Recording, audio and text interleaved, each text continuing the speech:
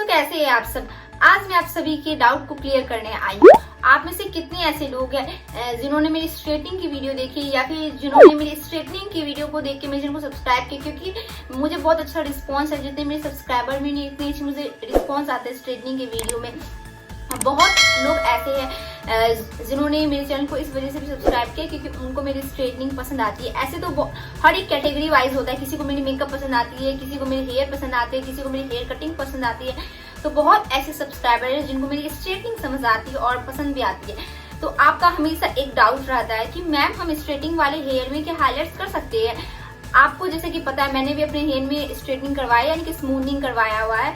सो मेरे चैनल पे already uploaded है कि किस तरह से मैंने करवाया था स्मूथनिंग। मेरी स्टूडेंट ने मेरा किया था और पहले के हेयर आप मेरे देख सकते हो बिफोर कैसे थे एंड अब बहुत अच्छे हैं। मैंने सुबह में ही कॉम किया था और अभी मैं नाइट में शूट कर रही हूँ। आप देख सकते हो मेरे हेयर कितने अच्छे हैं। सो मैं भी हाईलाइट्स करवाऊंगी तो वो वीडियो भी आप लोग से शेयर करूंगी। बट हाईलाइट्स कब करवाना चाहिए ये भी आप लोग को बता दूंगी मैं। प्लस ये भी आपका डाउट क्लियर कर दूंगी कि स्ट्रेटनिंग के बाद हाईलाइट्स होता है या नहीं। सो सबसे पहला क्वेश्चन जो कॉमन क्वेश्चन है, मैम स्ट्रेटनिंग के बाद हम हाईलाइट्स करा सकते हैं?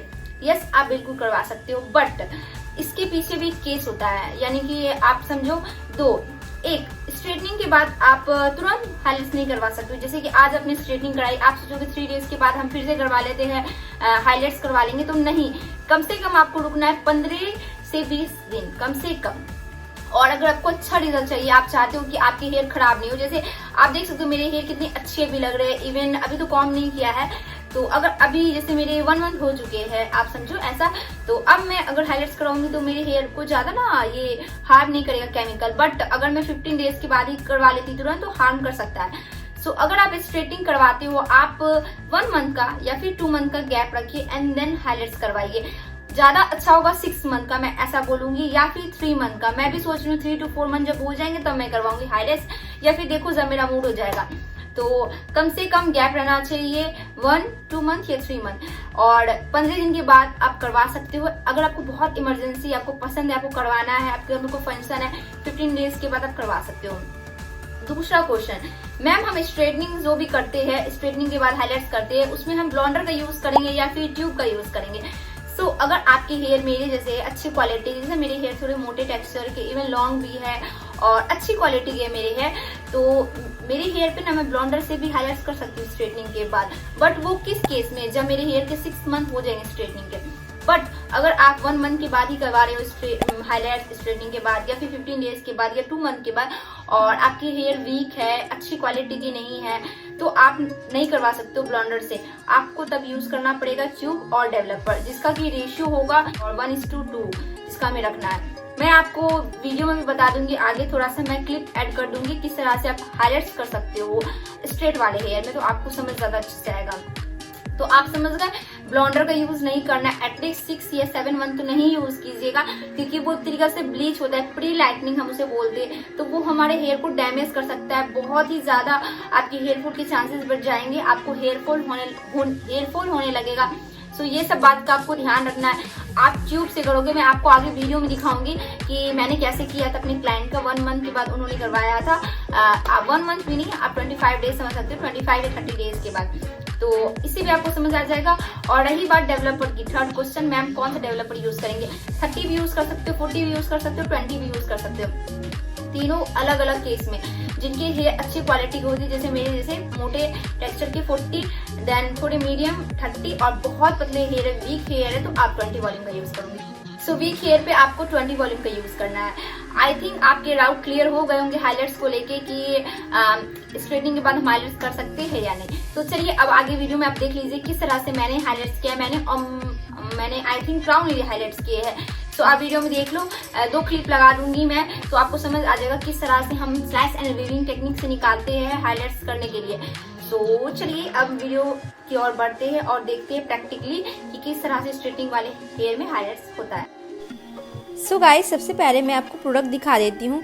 सो जैसा कि मैंने आपको बताया, आपको ट्यूब का इस्तेमाल करना है। तो इस तरह की ट्यूब आती है, ये लॉरियल मैजिरल की है, इसका नंबर है 8.3 यानी कि गोल्डन लाइट ब्लॉन्ड। बहुत अच्छा शेड है एंड बहुत ही अच्छा मुझे लगता है, क्योंकि परफेक्ट गोल्डन कलर आपको देता है, बहुत ज़्यादा लाइट भी नहीं है। सो परफेक्ट है अगर आप जैसे ब्लैक कलर के हेयर पे कर रहे हो, ब्राउन कलर के हेयर पे कर रहे हो। और मेरे क्लाइंट के हेयर ना हल्के फुल्के ब्राउन थे और उनके हेयर में पहले से हाईलाइट्स था।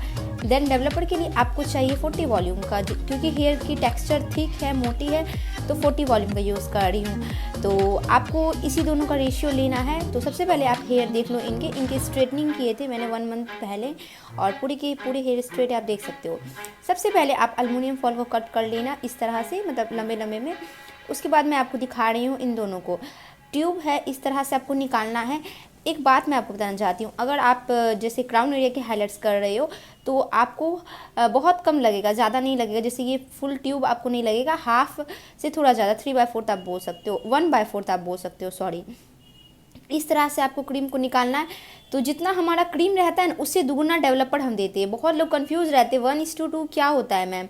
तो 1:2 का मतलब है कि आप प्रोपोर्शन आपको याद रखना है। देखिए जैसे क्रीम आप देख सकते हो कम है और डेवलपर ज़्यादा रहेगा, तो 1:2 आप समझ जाओ। इसको कोई एक्यूरेट करके मैं कभी नापती नहीं हूँ, बट मैं इन फ्यूचर आपसे एक वीडियो ज़रूर शेयर करूँगी किस तरह से आपको एक्यूरेट नापना है। So stay tune. सो अच्छे से मिक्स कर लेना है गाइज। और आप देख सकते हो मैं थोड़ा सा और डेवलपर दे रही हूँ। तो मैंने क्या बोला, आप दुगुना रख सकते हो और आराम से कलर आ जाता है स्ट्रेटनिंग वाले हेयर में। अगर वर्जिन हेयर रहते हैं और हिना कोटेड हेयर रहते हैं तो अगर आप डायरेक्टली करोगे ट्यूब से तो नहीं आता, बट स्ट्रेट वाले हेयर में आ जाते हैं। सो ये रहे इनके हेयर, आप देख लो। सबसे पहले मैं सेक्शन को यहाँ पे डिवाइड कर रही हूँ। क्राउन एरिया वाला पार्ट है ये। इस तरह से आपको एक पार्ट को यहाँ डिवाइड करना होता है, then year to year section में डिवाइड करना होता है। इसके बाद देखिए, और पीछे में जो एरिया पे आप नहीं कर रहे उसमें सेक्शन क्लिप की मदद से टाई कर दो। सो गाइस मैं कर तो रही थी क्राउन एरिया के ही हाईलाइट्स, बट क्राउन एरिया के हाईलाइट्स अगर आप प्रॉपर करते हो तो आपको 15 स्ट्रिप लगता है या 16 स्ट्रिप लगता है।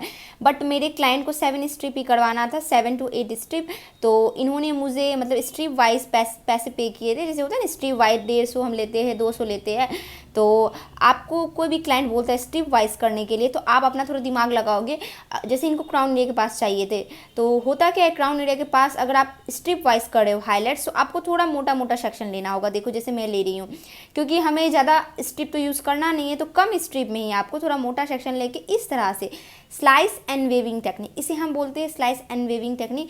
पतला पतला आपको वेव निकालना इस तरह से। देखो कॉम की पीछे वाली पॉइंट से आराम से निकल जाएगा और एकदम नीट दिखना चाहिए, हर एक हेयर में गैप दिखना चाहिए, अदरवाइज ना बहुत गंदा लगेगा। और इस तरह से मैंने एल्युमिनियम फॉयल में कॉम को लगाया। उसके बाद एल्युमिनियम फॉयल के रफ वाले पॉइंट में आपको लगाना है मिक्सचर जो भी आपने बनाया है, उसको इस तरह से रखना है, आपको होल्ड करना है एंड देन क्रीम अप्लीकेशन करना है। सो बहुत इजी मेथड है। आपके पास भी कोई क्लाइंट आ रहा है स्ट्रिप वाइज हाईलाइट कराने, मुझे एग्जैक्ट याद नहीं है, आप वीडियो में देख लेना। आई थिंक 6 या 7 स्ट्रिप मैंने किया था और ऐसा लग रहा था कि इनका ग्लोबल हाईलाइट्स मैंने किया या फिर पूरा प्रॉपर क्राउन एरिया किया। तो यही होता है, आपको थोड़ा दिमाग लगाना पड़ेगा। आप अपने क्लाइंट से ज़रूर पूछ ले कि मैम आपको कहाँ से हाईलाइट्स चाहिए ज़्यादा, तो बस इसी तरह से धीरे धीरे करके मैं कर लूँगी। तो जब भी आप थोड़ी स्ट्रिप वाइज करते हो कम स्ट्रिप में, तो आप थोड़ा मोटा मोटा सेक्शन लोगे जिस तरह से मैं ले रही हूँ। बस एकदम नीट होना चाहिए आपका सेक्शन। और हाँ देखो, आप मैं एक बात बोलना चाहती हूँ, कॉम की जो पीछे वाले पॉइंट्स निकालते हो इस तरह से एक एक करके, देखो धीरे धीरे धीरे करके, तो आराम से आपको मिल जाएगा गाइस। बिल्कुल टफ नहीं होता है, दिमाग लगाओगे आराम से हो जाएगा। और मैंने क्राउन एरिया हाईलाइट्स की वीडियो भी शेयर की है आप लोग से। क्राउन एरिया हाईलाइट्स में डिपेंड करता है हेयर पे। अगर बहुत मोटे हेयर रहते हैं 15 स्ट्रिप हमें लगते हैं। तो बहुत बार ऐसा भी होता होगा आपके पास भी क्लाइंट आते होंगे जिनको स्ट्रिप वाइज करवाना होता है, और बहुत लोग मुझसे प्राइस ज़रूर पूछेंगे कि मैम आपने कितना लिया। तो देखिए मैं 150 रुपये लेती हूँ या फिर 200, यानी 150 पर स्ट्रिप या फिर 200 पर स्ट्रिप, डिपेंड करता है ब्रांड पे। स्ट्रिक्स की करती हूँ तो 150, लॉरियल की 200। सो स्ट्रिप वाइज भी बहुत अच्छा पार्लर में चलता है। बहुत क्लाइंट आते हैं, एक किसी को पसंद हो, किसी को 2, किसी को 3। तो ये डिपेंड करता है क्लाइंट पे। आप उनको बता दो सारा कुछ कि हर तरह के हाईलाइट्स होते हैं, crown area highlights, global highlights, strip wise highlights. तो इन फ्यूचर जैन में ही मैं आप लोग से एक वीडियो शेयर करूँगी कि हाईलाइट्स कितने तरह के होते हैं, प्लस डिफरेंस बता दूँगी आप लोग को ब्लॉन्ड और डेवलपर के बीच में। आप 30 वॉल्यूम पे अगर यूज़ करते इनके हेयर पे तो आराम से कलर आ जाता। तो आप 30 भी यूज़ कर सकते हो, ऐसा कुछ नहीं है। 20 में रिस्क है कि नहीं आ सकता है, बट 30 और 40 में तो आराम से आ जाएंगे। तो देखिए फ्रंट में 4 स्ट्रिप मैंने किए, मुझे जितना याद है क्राउन के पास, और इस तरह से ईयर 12 वाले पार्ट्स में कर रही हूँ, यानी कि टोटल मैंने 6 स्ट्रिप किए थे, 6 या 7 मुझे एग्जैक्टली याद नहीं है। तो बस छोटा सा वीडियो था, छोटा तो नहीं बोलूँगी गाइज, मैं हमेशा बोलती हूँ छोटा छोटा, लेकिन मेरी वीडियोस थोड़ी लंबी हो जाती है क्योंकि मैं आप लोगों को डिटेल में हर कुछ समझाना चाहती हूँ। मुझे बहुत ज़्यादा कमेंट आ रहा था, मैम आप बताओ स्ट्रेट वाले हेयर में हाईलाइट्स करते या नहीं, कैसे करते हैं, फिर कितना वॉल्यूम का डेवलपर ब्लॉन्डर यूज़ होता है या नहीं। इंस्टाग्राम पर मुझे DM आते हैं, मैम हम हाईलाइट्स कितने दिन बाद कर सकते हैं, कोई मतलब हमारे हेयर को डैमेज तो नहीं करेगा। तो आपके सारे डाउट आई थिंक क्लियर हो गए होंगे। तो आप अपनी सुविधा के अनुसार करवा सकते हो, कोई 6 मंथ में, कोई 4 मंथ में। सो देखिए, हाईलाइट्स हो जाने के बाद आपको एक बार चेक ज़रूर करना है 20 मिनट्स के बाद, इस तरह से हल्का हल्का मिक्स कर लीजिएगा। इसके बाद ना आपको शैम्पू कर देना है, शैम्पू एंड कंडीशनर ज़रूर कीजिएगा क्योंकि हाईलाइट्स ना थोड़ा हार्ड होता है केमिकल, तो ये अगर आपके हेयर में रह जाएंगे तो आपके हेयर जल सकते हैं। शैम्पू के लिए मैं यूज़ करूँगी लॉरियल एक्सटेंसो की शैम्पू, क्योंकि इनके हेयर में स्ट्रेटनिंग है, तो ये सब शैम्पू आपको अपने पार्लर में रखना होगा। मुझसे बहुत लोग पूछते हैं कि मैम शैम्पू सीरम लॉरियल का यूज़ करना है, तो अगर आपने लॉरियल की स्ट्रेटनिंग की तो आप लॉरियल की ही यूज़ करोगे, स्ट्रिक्स की तो स्ट्रिक्स की भी कर सकते हो। सीरम भी अप्लाई हो गया था, ब्लो ड्राई, और ये फाइनल रिजल्ट। स्ट्रेटनिंग तो इनके हेयर में पहले से थे, और हाईलाइट्स के बाद देख सकते हो रिजल्ट, ओनली 7 स्ट्रिप में इतने अच्छे लग रहे हैं। सो ये वीडियो हेल्पफुल आपके लिए रहा होगा, तो make sure like share comment कर दीजिएगा और मेरे चैनल को सब्सक्राइब तो ज़रूर कीजिएगा। मिलती हूँ नेक्स्ट वीडियो में आप लोगों से, मैं बाय बाय, टेक केयर।